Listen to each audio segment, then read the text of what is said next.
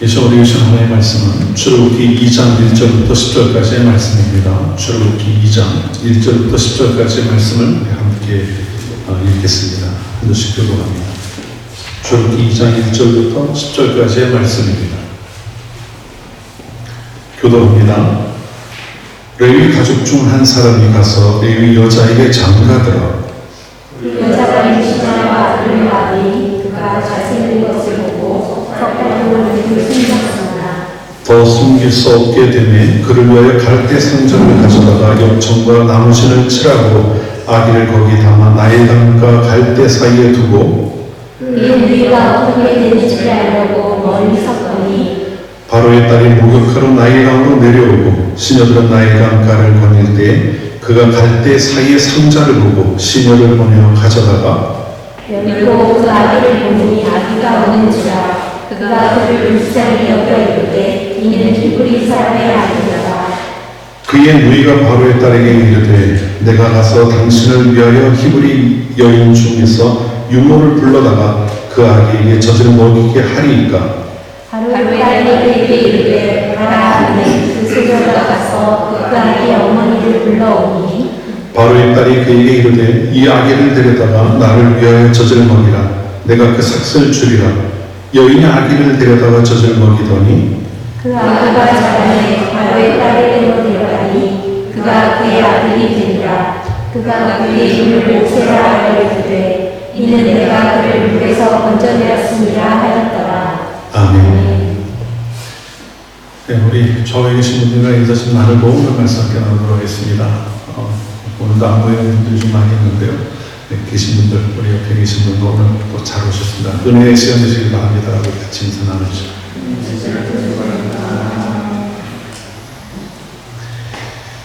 예.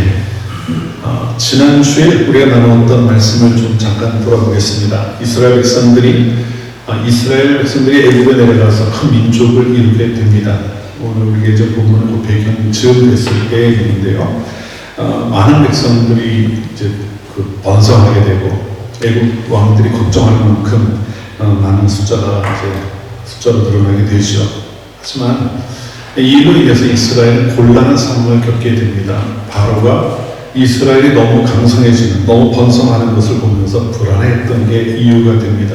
그래서 이스라엘 자손들을 핍박하기 시작하죠. 처음엔 더 고된 모욕을 시키다가 나중에 그것도 안 되니까 아들을 산파들을 불러서 아들이 태어나면 죽이라고 했다가 또 그것도 안 되니까 나중에는 아들이 태어나면 다 나일강에 던져버리라고 하는 명령을 내립니다. 아마 이 명령은 굉장히 엄한 것이었을 거예요. 누가 이렇게 쉽게 간단한 이야기로 그냥 아들이 태어나면 강에 던질 수가 있겠습니까? 그냥 그만큼 위협이 되는 상황이 만들어진 거죠.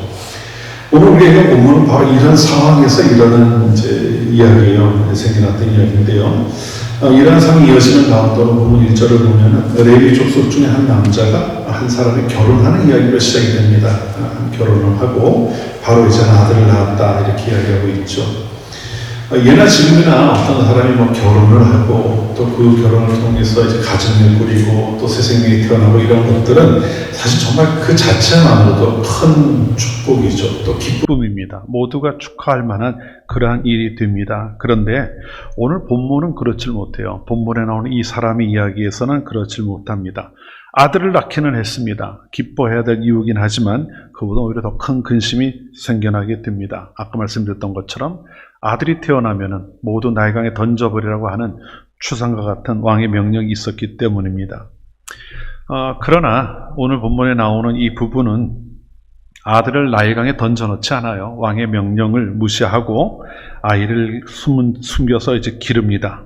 히브리서를 보면은 일단 그 본문을 잠깐 보겠습니다. 히브리서를 보면은 약 석 달 동안 숨겨두었다 이렇게 이야기를 하고 있어요. 그러니까 100일 될 때까지 거의 아기를 숨겨 기른 겁니다. 그런데 이제 아이가 크고 울음소리도 이제 또 우렁차지고 하니까 이제 더 이상 숨길 수 없는 상황이 된 거예요. 숨겨서 길렀다고 하면은 우리 모두가 다 그냥 당연히 나라도 그렇게 하겠다라는 생각을 아마 하지 않을까 싶습니다. 모든 부모라면은 자녀를 그렇게 쉽게 포기할 수 없죠. 그런데 오늘 본문에서는 이들이 그 아이를 숨겨 기른 것에 대한 또 다른 이유가 있다고 하는 것을 보여주고 있어요. 2절을 보면은 그 엄마가 이제 엄마에 대해 이런 이야기 합니다. 엄마가 아이가 잘생긴 것을 보고 그 아이를 숨겼다. 이렇게 이야기하고 있어요. 여러분 어떻습니까? 잘생긴 것을 보고 숨겼다 하면은 외모 지상주의적인 사고가 그 당시도 있었나 이렇게 생각할 수도 있겠죠. 그러나 여기서 이야기하는 건 좀 다른 의미를 가져요.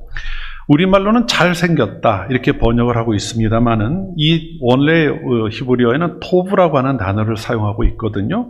근데 이게 단순히 사람 눈에 아름답게 보인다는 의미가 아닙니다. 물론 그런 의미도 가지고 있기는 해요. 그런데 이 단어가 사용된 것을 보면 이것이 무엇을 의미하는지 조금 더 구체화할 수가 있는데요.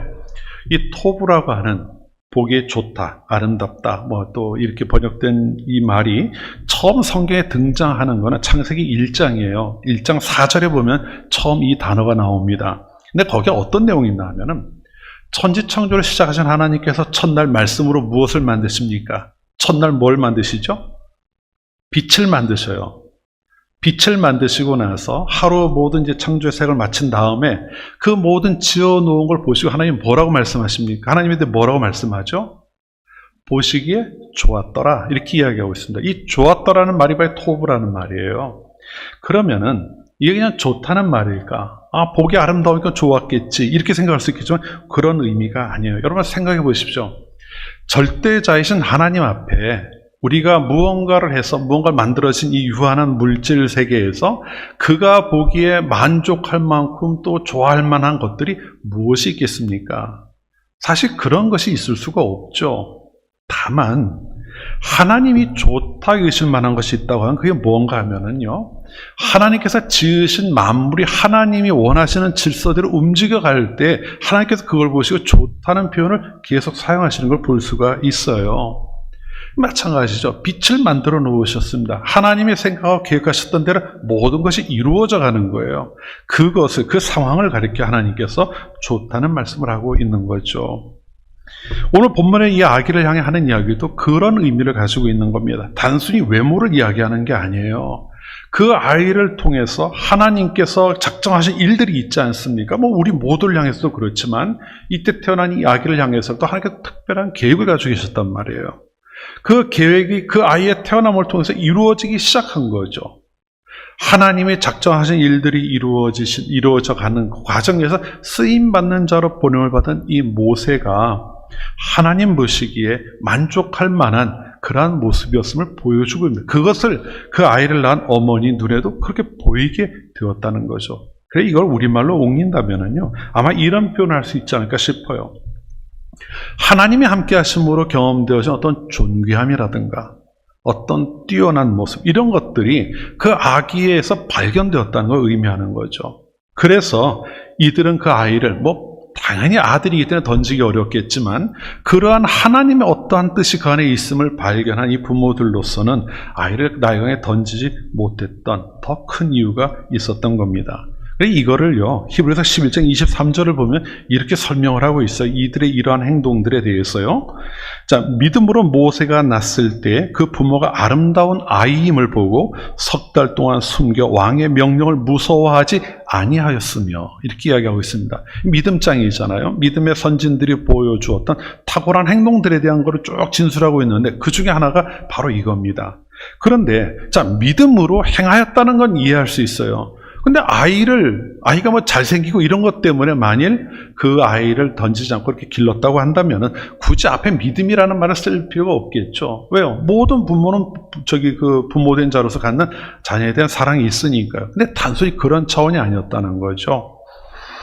믿음이라고 하는 하나님께서 그의 삶 속에 함께 하시며 뭔가를 작정하고 계시다는 것을 깨달은 부모는 하나님이 이루실 일에 대한 소망과 믿음을 가지고 그 아이를 더 오랫동안 지켜나가게 되었다는 걸 이야기하고 있는 겁니다. 믿음장에 나오는, 믿음장에 언급될 만한 이러한 모습을 보여주고 있는 거죠. 성경에 자세한 이야기가 나와 있지는 않습니다만 이게 어쩌면 자기의 목숨을 걸고 하는 이러한 일일 수도 있지 않겠습니까? 이 부모님의 입장에서는 참 큰 각오를 하고 그 일을 감당하기 시작했던 걸 거예요. 그런데 오늘 우리가 읽은 본문에서는 이들의 믿음이 탁월하다는 이야기를 하려고 하는 게 아닙니다. 왜냐하면 그게 얼마 가지 못해요. 오늘 본문을 보면은 이들이 아이를 이렇게 기르겠다고 하는 각오를 하고 왕의 눈을 피해서 아이를 3개월 넘게 기르긴 합니다만은 그게 끝까지 가지는 못해요. 마치 이런 것 같죠. 우리가 믿음의 사람으로 어떤 삶을 살겠다고 결단을 합니다. 나는 믿음 안에서 이렇게 살아야지. 우리가 알고 있는 것들이 있으니까. 하지만 막상 그 길을 가다 보면 이런저런 이유 때문에 그 다짐이 계속 흔들리게 되는 경험을 하지 않습니까?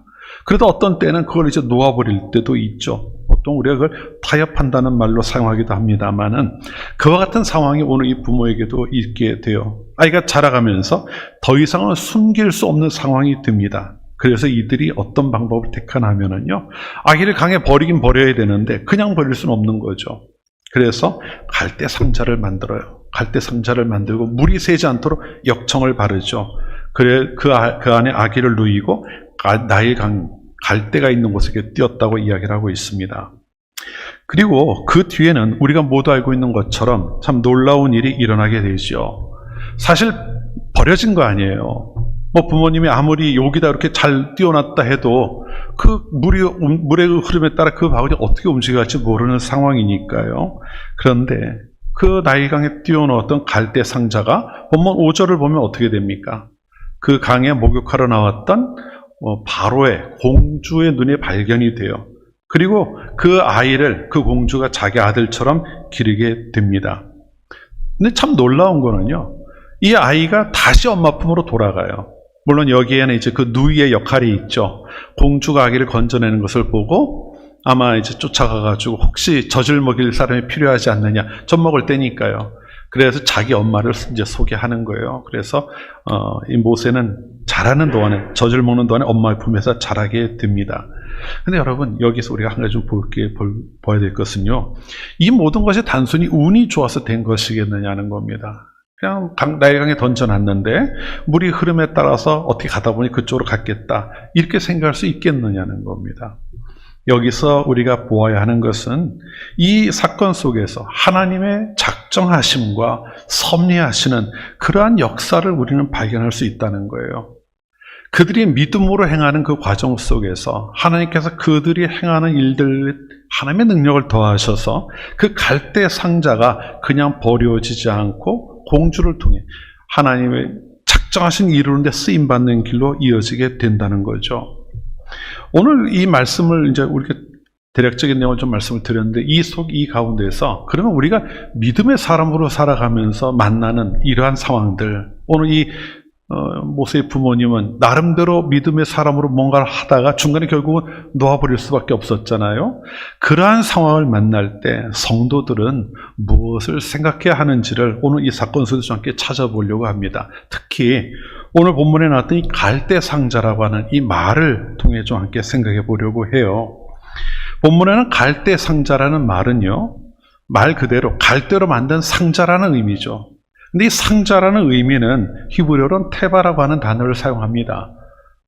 단어를 아실 필요는 없어요. 그런 단어를 사용해요. 그런데 이 단어는 구약 성경에서 본문 말고는 딱 두 군데 더 사용이 돼요. 두 가지 경우에 더 사용이 됩니다. 이 상자라는 말이 사용되는 그것이 어떤 것인가를 보면 우리가 무엇을 생각해야 하는가 하는 것을 좀 분명히 알 수 있을 것 같아서 그걸 가지고 좀 말씀을 나누려고 해요. 자, 이 단어가 본문 외에 다른 곳에 사용된 첫 번째 경우는요, 노아의 홍수 때 이 단어가 사용이 됩니다. 그럼 여러분 어디에 사용이 되었는지 혹시 감이 오세요? 이 상자라 그랬잖아요. 그럼 노아 이야기에 이런 것이 무엇이 있겠습니까?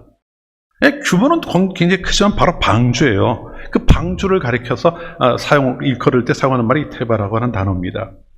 물론 그 규모는 상상도 할 수 없이 커요. 방주는 그 길이가 300규빗이라고 하니까 대략 한 150m 정도 되거든요. 근데 이 갈대로 만든 상자는 얼마나 되겠어요? 우리 품에 들어올 정도의 사이즈 아니었겠습니까?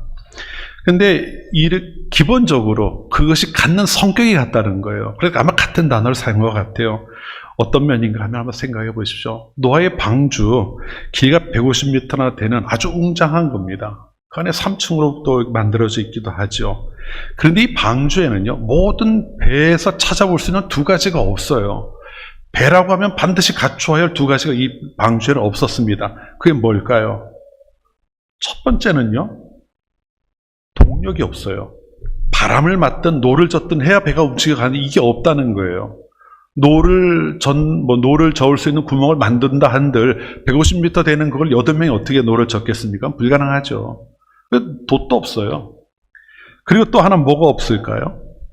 키가 없어요. 방향을 잡을 수가 없다는 겁니다. 그야말로 상자예요. 떠다니는 거죠. 바람이 부는 대로, 물결이 흐르는 대로 이 방주는 떠다닐 수밖에 없는 겁니다. 그래서 성경을 보면 떠다녔다는 표현을 하고 있어요. 그러니까 방향도 잡을 수가 없고 동력도 없기 때문에 원하는 대로 갈 수가 없어요. 그러니 이 방주의 처지를 보면 어떤 생각이 듭니까? 할 수 있는 게 아무것도 없는 거예요. 그냥 떠 있기만 하는 겁니다. 그런데 사실 노아의 가족들에게 목적지가 있었을 것 같지도 않아요. 어디로 가야지라고 하는 그런 생각이 있었던 것도 아마 아니었을 겁니다. 그러니까 이 얘기는 무슨 이야기인가요? 하나님께서 이제 노아가 100년 동안 이제 그 방주를 만들잖아요. 그리고 들어가서 이제 타라 이야기하는 그때부터는 노아에게는 선택의 여지가 없다는 거예요. 노아가 할 수 있는 일이 없는 거죠. 그러면은 누가 그걸 대신할까요? 바로 하나님이 인도하시는 대로 갈 수밖에 없다는 겁니다. 바람을 불게 하셔서 그 방주를 움직여가는 대로, 물살이 흘러서 흘러가면 그 흘러가는 대로 이 방주는 떠가게 되는 거죠. 모세가 탔던 갈대 상자도 같은 테바예요. 이 역시 키도 없고 또 돛도 없습니다. 더구나 안에 있는 한 사람이 아기잖아요. 이제 3개월 막 지난. 이 뒤집지도 못하는 아기인데 그 아이가 그 안에서 설령 돛이나 키가 있다 한들 무엇을 할 수 있겠습니까? 아무것도 할 수 있는 일이 없죠. 그냥 물에 빠지지 않고 이렇게 떠 있을 수 있게만 하는 그러한 도구였던 거예요. 이것이 보여주는 것은요, 방주 안에 있었던 노아도 그렇고 또 이 갈대 상자 안에 있었던 모세도 그렇고 그들의 힘으로 할 수 있는 것이 아무것도 없는 상황에 있었다고 하는 것을 보여주고 있어요. 이 공통된 점인 거죠. 그런데 그들 결과는 어떻게 됩니까? 1년 정도 홍수가 되면서 그 배가 물 위를 떠다녔는데 방주가 어떻게 돼요? 아라랏산에 걸쳐서 그곳에서 하나님이 주신 땅에 다시 나오게 되죠. 의도한 것은 아니지만 하나님께서 그들을 인도하셔서 정착하게 하신 곳으로 그 방주가 흘러갔다는 걸 의미하는 겁니다. 저는 가끔 그런 생각을 해요. 이건 저의 상상입니다. 방주는요, 균형을 잡을 수 있는 방법이 없잖아요. 상자니까. 근데 만일 그것이 턱 걸렸는데 균형이 안 맞으면 어떻게 될까요? 그냥 굴러야 되는 거잖아요. 그것도 참 기가 막힌 것이라는 생각이 들어요. 더구나 산에 안착을 했는데 말이죠. 하나님의 선하신 인도하심이 그 가운데 함께 하셨고, 무엇보다 1년 가까이 지속되는 그 홍수 기간 동안 그들이 그 안에서 생명을 유지할 수 있도록 하셨다고 하는 것을 우리는 눈여겨볼 필요가 있다는 거죠. 갈대 상자도 마찬가지입니다. 갈대 상자가 애굽의 공주에게 간 것이 우연이 아닌 겁니다. 그것이 방향도 잡을 수가 없고 스스로 어디로 가겠다고 작정할 수도 없는 것이지만 하나님께서 그 갈대 상자를 애굽의 공주에게로 인도하셨고 그 공주로 하여금 그 안에 있는 아기를 건져내게 하셨던 거죠. 그러면 이 내용을 좀 정리를 해볼게요. 모세의 부모가 만들었던 그 갈대 상자는 그들이 할 수 있는 최선이었어요. 그 부모의 입장에서 말입니다. 부모의 입장에서는 자신들이 할 수 있는 한 최대한 버티다가 이제 더 이상 어찌할 수 없는 상황이 되어서 자신이 할 수 있는 최선의 방법으로 갈대 상자를 만들어 놓은 거예요. 그런데 여러분, 만일 그 갈대 상자를 잘 만들어 가지고 그들이 집에 잘 모셔놓고 있었다면 어떻게 됐을까요? 그냥 그 집에 있었겠죠. 모세가 그곳에 자라가면서 발견되기 전까지 집안에 있을 수는 있었을 겁니다. 하지만 그 이상은 아니에요. 언젠가 발견이 되면은 아기는 빼앗기고 이 부모는 또 벌을 받을 수밖에 없었을 거예요. 그런데 그들이 갈대 상자를 나일강가에 띄워보냅니다. 그래 어떤 일이 벌어집니까? 그들이 생각하지 못했던 일이지 않겠습니까? 그런데 그런 일들이 일어나게 되었다는 거예요. 그리고 그때부터는 하나님이 그 일을 이끌어 가셨다고 하는 것을 우리는 주목해 볼 필요가 있다는 거예요. 여러분, 우리도 모두 믿음의 사람으로 살아갑니다. 그래서 하나님이 이루신다는 고백도 하고요, 하나님을 신뢰한다는 고백도 합니다. 때로는 기도도 해요. 뭔가 일이 막혀서 잘 안 되는 것 같으면 하나님 또 간절히 찾기도 합니다. 그런데 문제가 한 가지 있는 것 같아요. 이건 우리들의만의 문제는 모든 믿는 사람들이 경험하는 문제가 아닌가 싶어요. 알기 때문에 말도 하고 행동도 합니다만은 그것이 삶 속에 완전히 묻어나지 못하는 경우가 너무 많다는 거예요. 실제 살아가면서 하나님이 나의 삶을 책임지신다, 인도하신다고 하는 이 말을 정말 신뢰하고 행하는 그러한 모습들을 찾아보기가 쉽지 않다는 거예요. 무슨 말인가 하면 이런 거죠. 하나님의 능력을 이야기하면서도요, 하나님의 능력을 전적으로 신뢰하지 않아요. 그래서 항상 고민하는 거죠. 이게 안 되는데 어떻게 해야 되잖아요. 이런 고민. 하나님의 능력이 있다면 어떻게 될까요? 맡기지 않겠습니까? 제가 아이들을 기르면서 그런 경험들이 있어요. 애들이 어릴 때죠. 장난감이 가지고 놀다 망가지잖아요. 그러면 제 방에 들어와 책상에다 장난감을 턱 올려놓고 나가요. 그게 무슨 의미일까요? 아빠는 고친다는 거예요. 근데 어릴 때 작은 장난감들을 고치죠. 그런데 뭐 좀 복잡해지면 안 되잖아요. 근데 관계 없습니다. 아이들의 머릿속에는 아빠는 할 수 있다고 생각하니까 그냥 거기 갖다 아빠 책상에 탁 올려놓고 나가요. 그럼 지들은 딴 거하고 놉니다. 이게 뭘 보여주는 건가 하면은요, 아빠가 할 수 있다고 믿기 때문에 그런 행동이 나오는 거예요. 근데 여러분, 우리가 하나님을 믿는다고 하면서 과연 그런 행동이 나올까요? 사실 많은 경우 성도들은요, 자기의 생각대로 열심히 살아갑니다. 열심히 살아가다가 계획도 하고 뭔가 이루려 쭉 해가요. 근데 뭔가 잘 뜻대로 되질 않아요. 그러면 하나님이 필요한 겁니다. 왜 필요할까요? 하나님께 맡기겠습니다가 아니라요, 하나님, 제가 이거 하는데 하나님이 들어주셔야 됩니다라고 찾는 거예요. 결국 하나님이 하는 역할이 뭘까요? 주관자가 되셔서 인도해 가시는 게 아니라 그 순간 나의 필요를 채워주시는 분 이상이 되지 못하는 경우가 너무 많다는 거죠. 그런데 여러분, 하나님이 원하시는 게 그런 걸까요? 하나님 우리를 불러 자녀로 삼으시고 내가 너와 함께 한다는 약속도 주셨고 구원자가 되신다는 말, 얼마나 많은 약속들을 주셨습니까? 그런데 그 하나님 우리에게 기대하는 게, 그래 너 열심히 살다가 뭔가 필요하면 얘기해 내가 도와줄게, 이거를 기대하고 계실까요? 그건 아닌 것 같아요. 하나님이 우리에게 원하시는 것은 하나님만을 의지하며 살아가는 그 모습을 원한다는 겁니다. 우리 본문 하나 찾아볼게요. 고린도후서 1장 8절과 9절입니다. 고린도후서 1장 8절과 9절 말씀을 함께 찾아보겠습니다. 고린도후서 1장 8절과 9절 같이 읽어보죠. 한 목소리로 같이 읽겠습니다. 형제들아, 우리가 아시아에서 당한 환난을 너희가 모르기를 원하지 아니하노니 힘에 겹도록 심한 고난을 당하여 살 소망까지 끊어지고 우리는 우리 자신이 사형 선고를 받은 줄 알았으니 이는 우리로 자기를 의지하지 말고 오직 죽은 자를 다시 살리시는 하나님만 의지하게 하심이라. 아멘. 이 바울이 아시아를 여행하면서 선교행을 하다가 죽을 고비를 많이 넘겨요. 돌에 맞아 죽을 뻔한 경우도 있고 맹수 우리가 던져진 것도 있고 뭐 이런 일들이 굉장히 많았습니다. 근데 그런 일들을 막 겪으면서 삶에 대한 소망이 끊어졌다 그래요. 아, 이제 죽는구나, 더 이상 가능성이 없구나, 이런 상태까지 갔었다는 겁니다.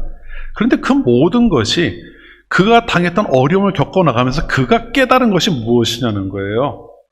결국 그가 그 상황에서 깨달은 것은 하나님은 우리로 하여금 자기 자신을 의지하지 말고 오직 죽은 자를 다시 살리시는 하나님만 의지하는 길을 원하신다는 것을 발견했다고 이야기하고 있는 겁니다. 이게 하나님이 우리에게 기대하시는 거죠. 오늘 본문에 보면은요, 본문에 나오는 이 요게벳이죠. 모세의 어머니는 요게벳이죠. 근데 요게벳이 했던 행동은요, 자신의 모든 것, 할 수 있는 모든 걸 다 해보고 안 돼서 결국은 마지막으로 할 수 있는 방법을 택한 거예요. 근데 그가 그 나일강의 갈대 상자를 내려놓는 순간, 그가 그 다음부터 할 수 있었던 건 무엇이었을까요? 할 수 있는 게 없어요. 이제 그가 할 수 있는 거는 하나님 바라보는 것 말고는 없습니다. 하나님 어떻게든 해주십시오. 방법을 생각했을까요? 요렇게 되면 요렇게 갈 수 있겠네, 이런 생각을 했을까요? 아무것도 기대할 수 없는 상황이에요. 그 아기를 건져낸 공주 딱 보자마자 히브리인의 아기인 줄 알아요. 죽어야 되는 아이인 줄 아는 거죠. 그런데 그 아이를 그렇게 떠내보내면서 뭐를 계획할 수가 있었겠어요?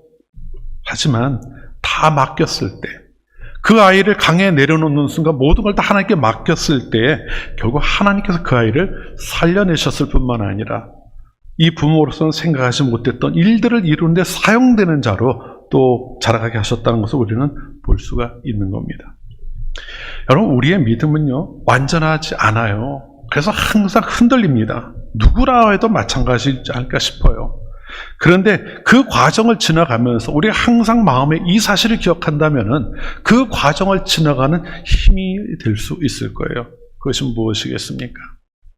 하나님을 믿는 믿음 안에서 살아간다면 그 하나님을 돕는 자로 여기는 것이 아니라 나의 삶의 모든 걸 맡길 수 있는 자로 여긴다고 한다면은 그 하나님께서 우리 삶 가운데 모든 것을 친히 인도하신다는 사실입니다. 오늘 강물에 띄어서는 갈대 상자라고 하는 그 말 속에서 우리가 생각해 봐야 할 첫 번째 내용은 바로 그거예요. 하나님께 의탁하는 삶을 사는 겁니다. 하나님을 믿는다는 말만 하는 것이 아니라 삶 속에서 그것을 경험해 나가야 하는 것이죠. 이 자리에 함께 계신 여러분들, 올 한 해를 지내면서 나의 삶의 주인 되신 하나님을 고백하는 그 고백이 여러분 삶으로 이어지는 그러한 시간들이 되시기를 바랍니다. 하나님께서 나를 책임지고 인도해 가신다. 나는 오직 하나님만 의지하겠다는 이런 결단이 올 한 해 동안 여러분 삶 가운데 계속되어지는 그런 삶이 되시기를 주님으로 축원합니다.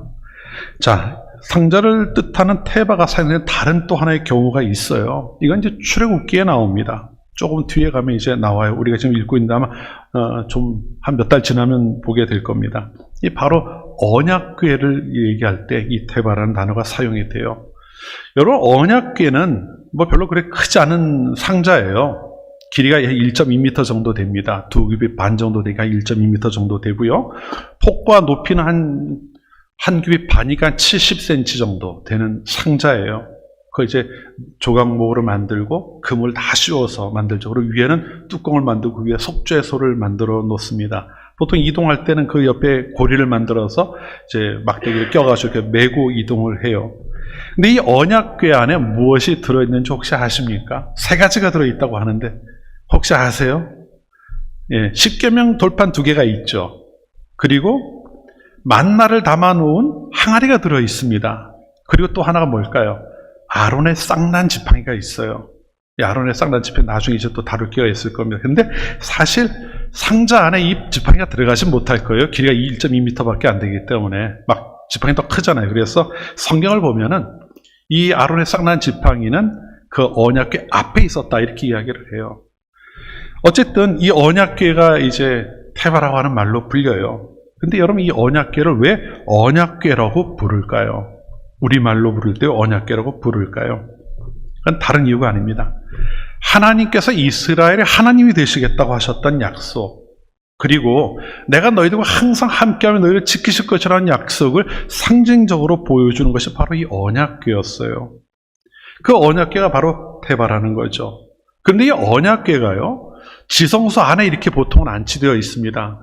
성소 안에 들어가면 휘장이 있고 그 뒤에 지성소가 있잖아요. 이 지성소는 1년에 한 번밖에 못 들어가요, 대제사장이. 근데 그 안에 언약궤가 놓여 있었단 말이에요.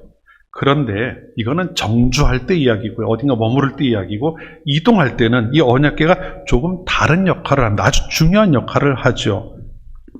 출애굽을 마친 이스라엘 백성들이 시내 광야에 와요. 애굽에서 탁 나와서 제일 먼저 도착해서 머문 곳이 시내 광야였습니다. 그곳에서 이제 율법도 받고 하나님께서 보여주신 식양대로 성막도 만들고 성막 안에 있는 모든 도구들을 다 만들어요. 그러한 이야기가 이제 쭉 이어지다가 민수기 10장에 가면은 이스라엘이 출발을 하는 이야기가 나옵니다. 이제 시내산에서 한 2년 가까이 보내고는 거기서 가나안을 향해 출발하는 장면이 나와요. 그게 민수기 10장인데요. 그중 33절을 보면 언약궤가 가장 먼저 출발을 했다고 기록이 되어 있어요. 3일 길을 앞서갔다고 이야기를 합니다. 뒤에 엄청난 민족들이 따라오고 있잖아요. 그러니까 3일 길을 먼저 가는 거예요. 먼저 가면서 어느 길로 가야 할는지 또 어디에 머물러야 할는지를 미리 찾는 거예요. 그럼 그걸 누가 찾는 걸까요? 언약궤를 메고 오는 제사장들이 그 레위인 그게 얼마나 무겁겠어요. 이게 금으로 다 입히고 했으니 무게가 적지 않았을 텐데 그걸 여러 명이 맨다 해도 쉬운 일 아니에요. 근데 그걸 메고 가면서 땅을 찾고 하는 게 쉽겠습니까? 하나님이 인도해 가시는 그 길을 따라가고 있었던 거예요. 꾸준하게 따라가면서 하나님께서 이스라엘 백성들에게 보여주신 거죠. 내가 너희들보다 앞서가고 있다고 하는 걸. 그래서 가나안을 들어갈 때도 제일 먼저 뭐가 앞장섭니까? 언약궤가 제일 먼저 요단강에 들어가 딱 서잖아요. 그러니까 강물이 딱 멈추지 않습니까? 그것처럼 보여주는 거예요. 하나님께서 내가 너희들의 길을 인도하고 있다라고 하는 것을 가시적으로 보여주는 거죠. 사실 이스라엘 백성들을 생각해 보십시오. 처음 나온 길이에요. 지금처럼 지도가 있는 것도 아니고 그 길을 경험하는 것도 아닐 거예요. 나중에 노예로 종으로 살고 있었는데 그들이 자유롭게 나가서 가나안까지 여행을 할 수가 있었겠습니까? 더군다나 지금 가는 길은 바로 찔러 가는 길도 아니란 말이에요. 빙 돌아가는 길이잖아요. 그러니 그 길을 가면서 어디로 가야 되는지 누가 알 수 있었겠느냐는 거죠. 그런데 바로 언약궤가 그 역할을 한 거예요. 먼저 앞서가시면서 그들이 가야 할 길을 앞장서 이끌어 가시는 그 모습을 보여주고 있는 거죠. 오늘 모세가 누워있던 상자도 이스라엘 백성들에게는 사실 그와 같은 역할을 하고 있는 겁니다. 뭘 해야 될는지 환난을 당하고 있잖아요. 지금 나중에 조금 넘어가면 그들이 이제 하나님 향해 부르짖는 소리가 들렸다고 할 정도까지 그들이 괴로운 시간을 보내고 있는 것 아닙니까?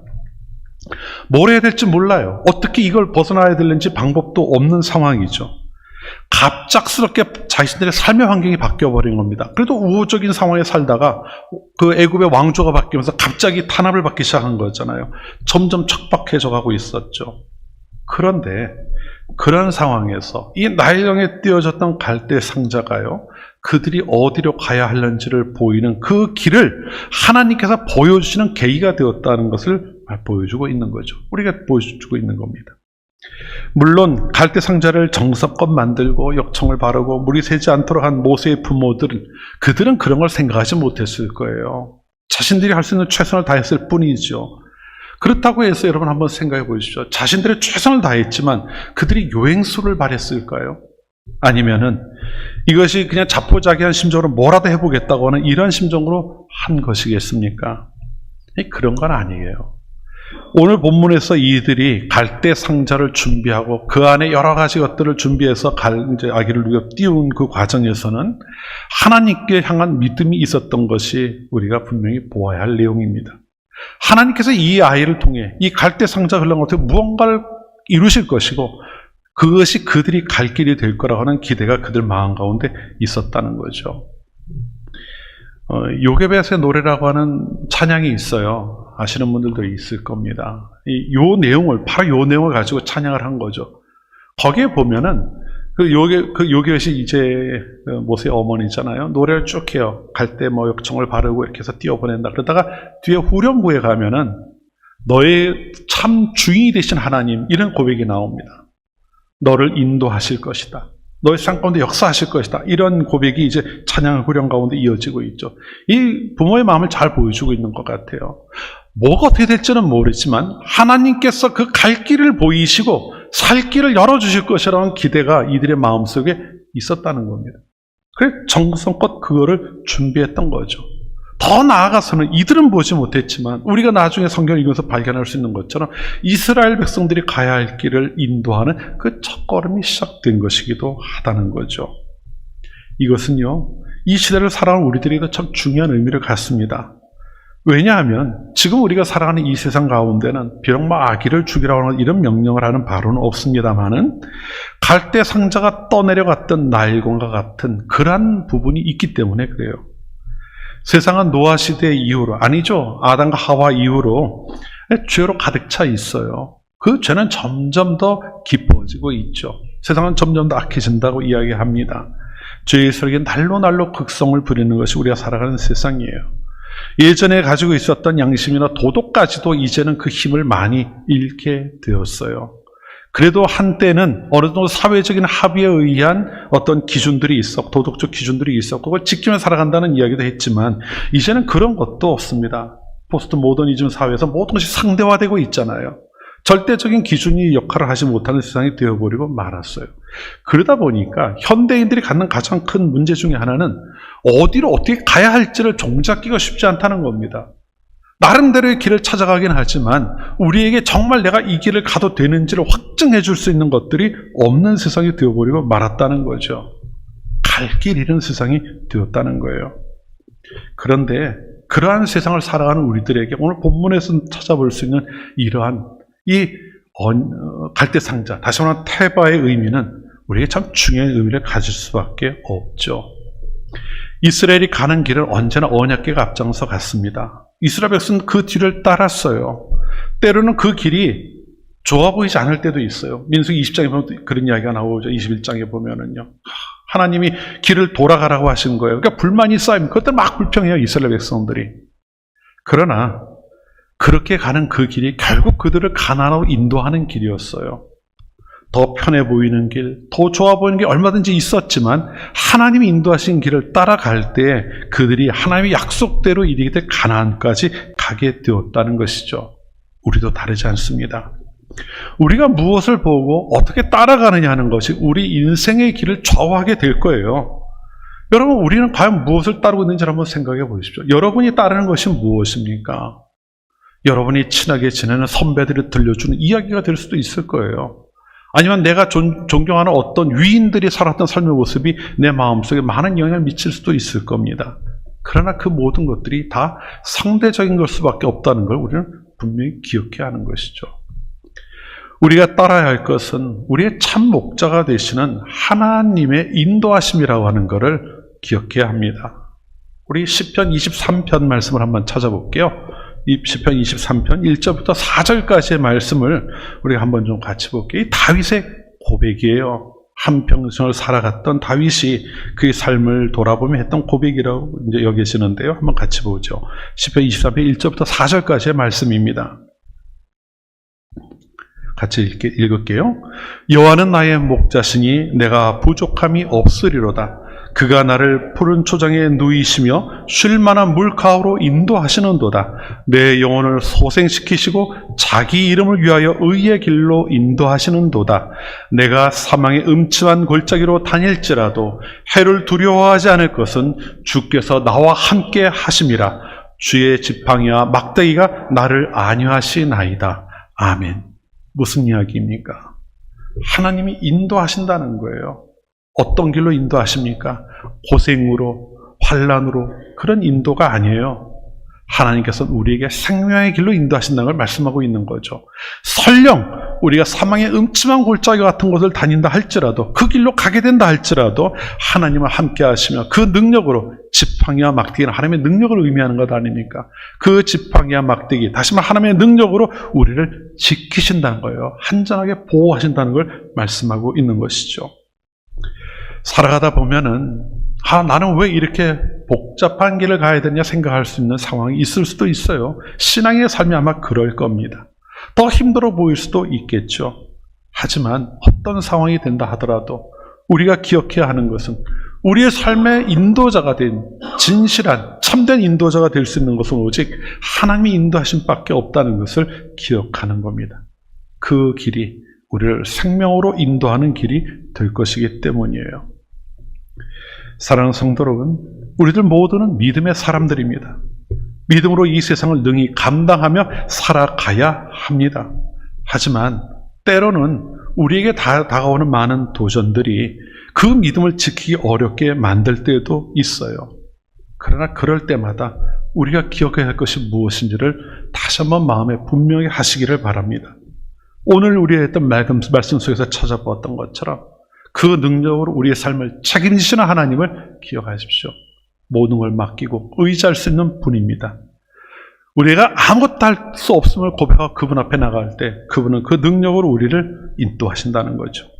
그리고 어디로 갈지, 무엇을 해야 하는지, 뭐 할 때, 도무지 방향을 잡을 수 없을 때 우리의 길을 인도하시는 분이 오직 하나님이시라고 하는 것을 다시 한번 기억하면서 그분 앞에 나가기를 힘써야 합니다.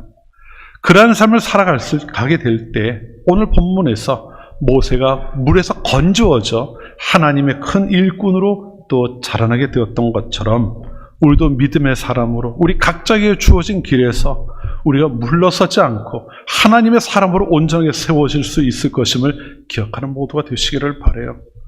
우리에게 새롭게 한 해를 허락하신 하나님과 그러한 마음으로 동행하며 그분의 인도하심을 항상 따르는 모두가 되시기를 주님의 이름으로 다시 한번 축원합니다. 기도하겠습니다. 하나님, 이 시간 저희가 말씀을 통해서 믿음의 사람으로 이 세상을 살아가는 가운데 무엇을 기억해야 하는지를 보았습니다. 어려움도 있고 때로는 저희가 감당하기 버거운 상황도 만나겠지만 그 모든 상황 속에서 우리의 능력이 되시고 우리의 인도자가 되시는 하나님을 언제나 믿음의 눈으로 바라볼 수 있는 성도들이 되게 하여 주시옵소서. 고민하고 내가 어떻게 해야 될지를 가지고 혼자 애쓰기보다 언제나 하나님의 모든 것을 맡기고 의지함으로 선한 목자 되시는 하나님을 절대적으로 바라보고 의지하며 인생길을 걷게 하여 주시옵소서. 그래서 하나님께서 저에게 약속하신 생명의 길을 걸을 뿐만 아니라 하나님께서 예비하신 자리까지 온전하게 나아가는 모두가 될 수 있게 하여 주옵소서. 특별히 새롭게 허락하신 한 해를 시작하는 이 시간, 저희가 올 한 해를 어떻게 살아가야 될지 다시 한번 마음에 다짐하고 그 길을 견고히 할 수 있는 모두가 되게 하셔서 이 한 해를 통해 하나님께서 주신 은혜를 풍족히 누리는 하나님의 살아계심과 역사하심을 경험해 나가는 모두가 될 수 있게 하여 주옵소서. 예수님의 이름으로 기도합니다. 아멘.